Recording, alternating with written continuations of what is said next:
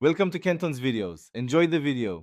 You start by choosing parts that actually work together, an IR-sensitive camera or a webcam where you can remove the IR cut filter, and an IR illuminator rated at 850 nm or 940 nm depending on visible glow versus range. Once you have those, prepare a clean workspace, tools, and safety glasses. You will remove the filter and mount the illuminator, so make sure to document each screw and connector you undo. This saves time and avoids damaging delicate optics. Now you perform the central modifications.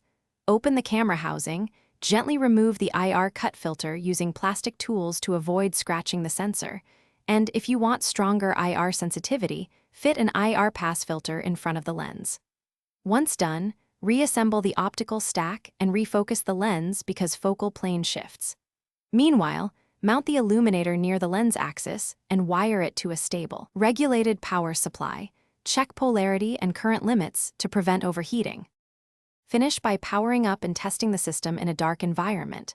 Observe the live feed, then tweak exposure, gain, and white balance to manage noise and contrast. Once done, align the illuminator for even coverage. If you need more range, try an 850 nm array or choose 940 nm for stealth.